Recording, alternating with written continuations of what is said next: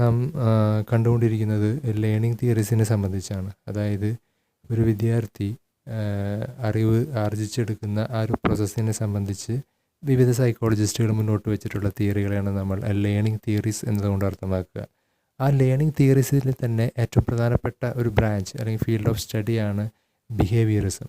ഈ ബിഹേവിയറിസം എന്നതുകൊണ്ട് അർത്ഥമാക്കുക ലേണിംഗ് എന്നത് സംഭവിക്കുന്നത് ശരിക്കും കണ്ടീഷനിങ്ങിൽ കൂടെയാണ്. അതായത് വിദ്യാർത്ഥിയെ വിവിധ തരം കണ്ടീഷനിങ് അപ്ലൈ ചെയ്തുകൊണ്ട് അല്ലെങ്കിൽ ട്രെയിനിങ് വഴിയാണ് ഒരു കുട്ടിയിലേക്ക് എന്ത് ചെയ്യുക, അറിവ് കൊടുക്കുന്നത്, അല്ലെങ്കിൽ ആ കുട്ടി അറിവ് ആർജിച്ചെടുക്കുന്നത് അത്തരം കണ്ടീഷനിങ്ങിൽ കൂടെയാണ് എന്നതാണ് നമ്മൾ ഈ ബിഹേവിയറിസത്തിൽ കാണുക.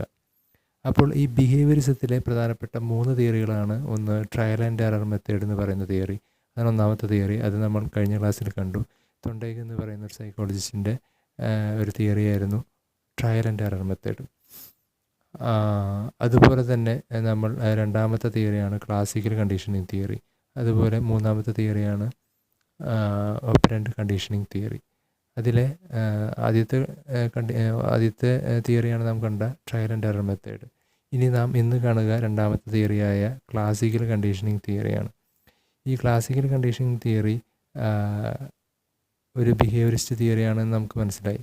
അതുകൊണ്ട് തന്നെ ഇവിടെയും കണ്ടീഷനിങ്ങിൽ കൂടിയാണ് ഒരു അറിവ് അല്ലെങ്കിൽ ഒരു സ്വഭാവം ഒരു വ്യക്തിയിലേക്ക് ഉണ്ടാകുക, അല്ലെങ്കിൽ ഹാബിറ്റുകൾ കൂടിയാണ് ഒരു വ്യക്തിയിലേക്ക് ഒരു പുതിയൊരു സ്വഭാവ സവിശേഷത അല്ലെങ്കിൽ അറിവ്, സ്കിൽസ് എന്നിവ ഒരു വ്യക്തി ആർജിച്ചെടുക്കുന്നത് ഇതുപോലെയുള്ള കണ്ടീഷനിങ്ങിൽ കൂടിയാണ് എന്നതാണ് ഇവിടെയും നമ്മൾ കാണുക.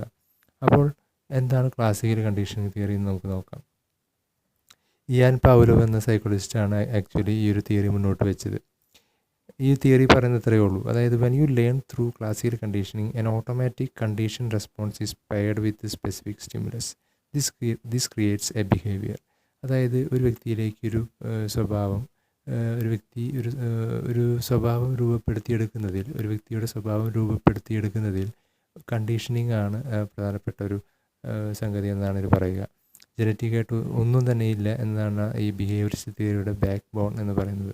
അപ്പോൾ ഇവിടെയും ഒരു ബിഹേവിയറിസ്റ്റ് തിയറി ആയതുകൊണ്ട് തന്നെ ഈ ക്ലാസിക്കൽ കണ്ടീഷൻ തിയറിയിലും എന്താണ് പറയുക, ഒരു വ്യക്തിയിലേക്ക് അറിവ് രൂപപ്പെടുത്തിയെടുക്കുന്നത് ഇതേപോലെ കണ്ടീഷനിൽ കൂടിയാണെന്ന് പറയുക.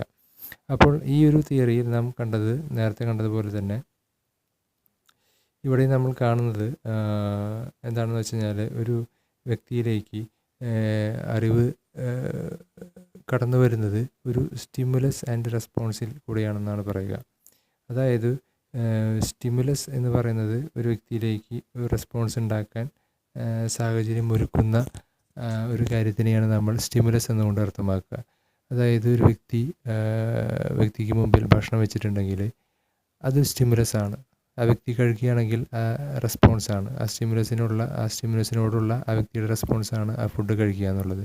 ഫുഡ് മുമ്പിലിരിക്കുക എന്ന് പറയുന്നത് സ്റ്റിമുലസും ആ ഫുഡ് കഴിക്കുകയാണെങ്കിൽ അതിൻ്റെ റെസ്പോൺസുമാണ് എന്നതാണ് നമ്മൾ മനസ്സിലാക്കേണ്ടത്. അപ്പോൾ ഒരു വിദ്യാർത്ഥി ക്ലാസ് റൂമിലിരിക്കുന്ന ഒരു വിദ്യാർത്ഥിക്ക് ഒരു സ്റ്റിമുലസ് കൊടുക്കുമ്പോഴാണ് കൃത്യമായിട്ടുള്ള റെസ്പോൺസ് ഉണ്ടാകുക. അപ്പോൾ എങ്ങനെ സ്റ്റിമുലസ് കൊടുക്കണം എന്നതാണ് ഒരു അധ്യാപകൻ്റെ ഡ്യൂട്ടി എന്ന് നാം ഈ ഒരു തിയറിയിലൂടെ മനസ്സിലാക്കേണ്ടത്. അതായത് ഒരു കുട്ടി ഒരു കൃത്യമായിട്ടുള്ള സ്റ്റിമുലസ് കിട്ടുകയാണെങ്കിൽ ആ കുട്ടിയിൽ എന്തുണ്ടാകും, കൃത്യമായിട്ടുള്ള ഒരു റെസ്പോൺസ് ഉണ്ടാകും.